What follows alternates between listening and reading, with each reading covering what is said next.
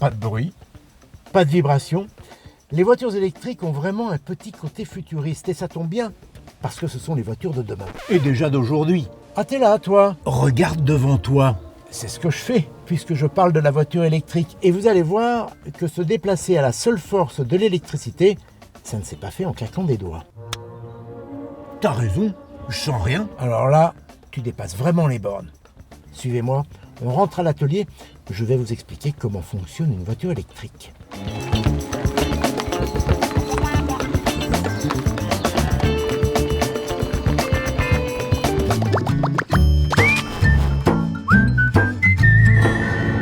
Faire bouger des objets avec de l'électricité.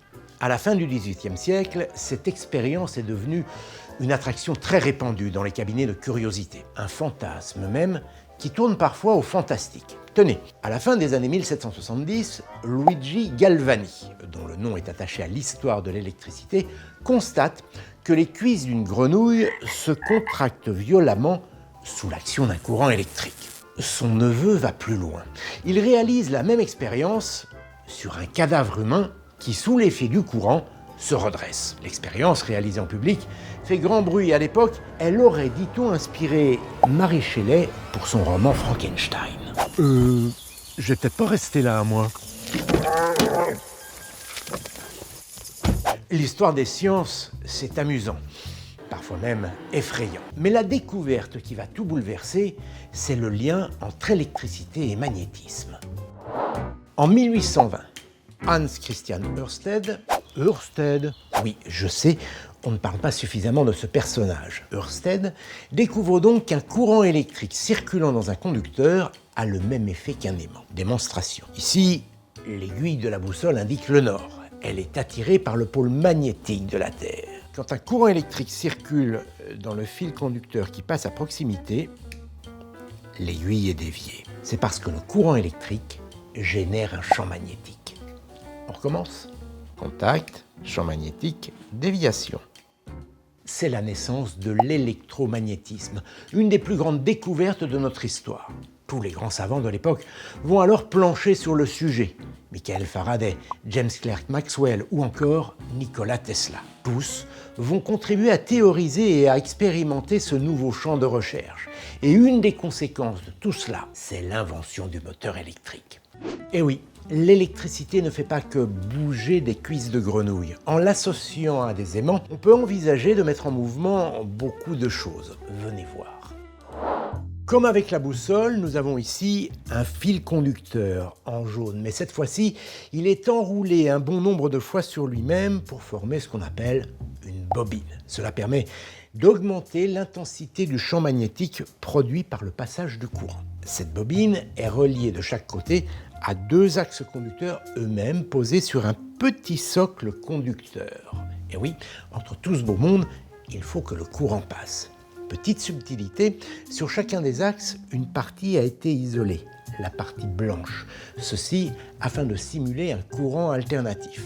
Enfin, dernière pièce essentielle, l'aimant, qui lui exerce déjà naturellement un champ magnétique. Il va interagir avec celui que la bobine va générer. Voilà, il ne reste plus qu'à brancher et approcher l'aimant et donner une petite pichenette de départ. Grâce à son champ magnétique, notre bobine est attirée, puis ne l'est plus, puis à nouveau attirée, et ainsi de suite. Alors comme je vous le disais, ici, le passage du courant se coupe régulièrement au lieu d'alterner. Nous n'inversons donc pas le champ magnétique de la bobine qui serait alors attiré, puis repoussé. Mais au bout du compte, ça fonctionne quand même pas mal.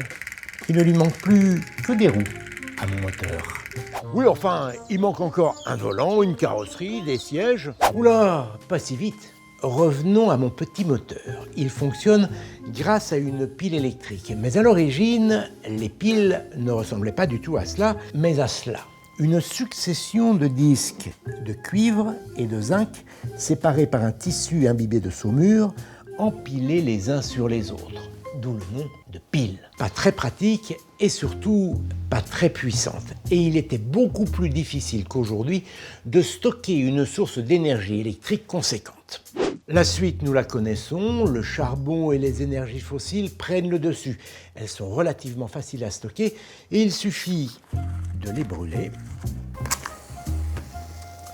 pour tirer une grande quantité d'énergie.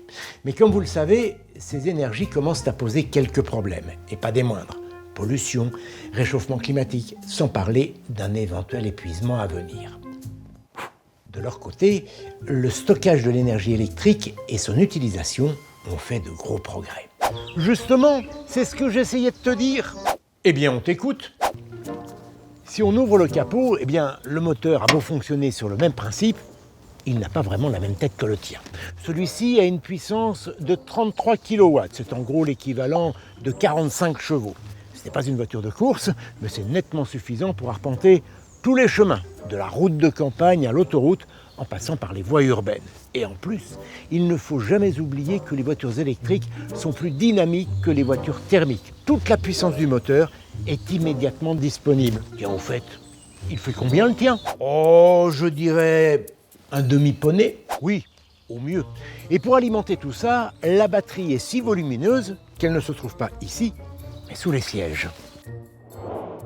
Sous la banquette arrière et placée à cet endroit, elle permet de stabiliser le véhicule. Et elle aussi n'a plus rien à voir avec les piles de Volta. Effectivement, du chemin a été parcouru. Alors aujourd'hui, les batteries ne sont plus composées de pièces de cuivre et de zinc séparées par des tampons imbibés de saumure, mais de lithium et de phosphate de fer trempant dans un électrolyte. Pour autant, le principe reste le même. Comme tout ce qui nous entoure, ces matériaux sont constitués d'atomes. Un atome, c'est un noyau autour duquel se baladent des électrons.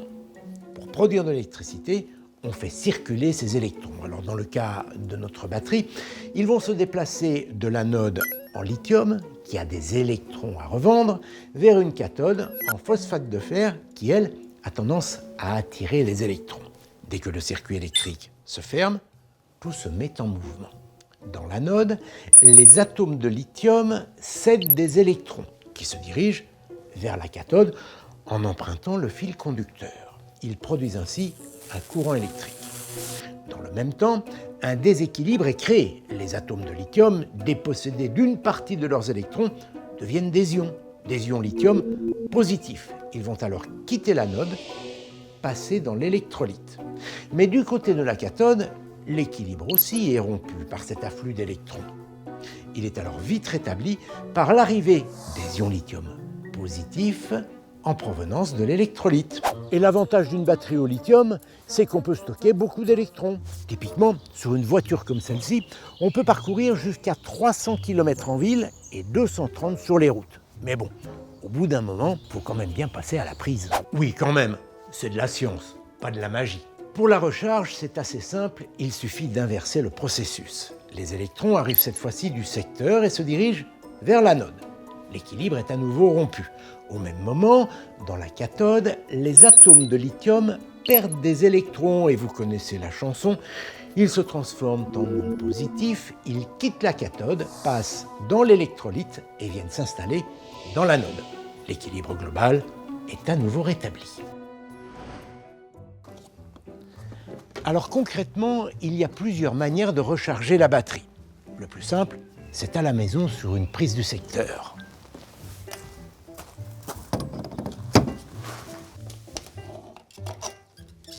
L'intensité du courant est modérée, mais cela suffit amplement pour charger la voiture la nuit, par exemple. Il y a aussi des solutions dites renforcées, plus sécurisées et plus rapides, que l'on peut installer chez soi.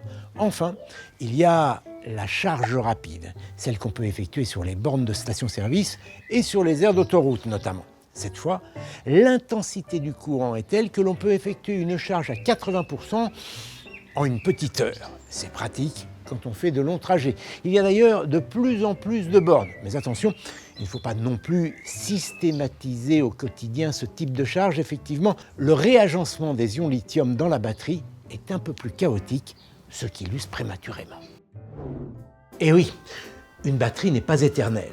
Elle s'use plus ou moins vite. Au bout d'une dizaine d'années, en général, il faut la changer. Mais on progresse dans le sens d'une utilisation et surtout d'une production plus responsable de ces batteries. On développe des circuits de recyclage ou la réutilisation. Tenez, à défaut de pouvoir continuer à propulser de gros véhicules, certaines batteries peuvent par exemple alimenter des deux roues, des appareils électroménagers ou même stocker l'énergie des panneaux solaires. Enfin, tant qu'à faire, l'idéal, c'est d'avancer vers un système de production d'électricité toujours plus durable. L'autre bonne nouvelle, c'est que ces technologies progressent et donc leur coût diminue. Plus on invente et développe dans le domaine de l'électrique, plus cette technologie se démocratise et devient accessible au plus grand nombre. En attendant, notre intérêt à tous, c'est d'utiliser le moins d'énergie possible.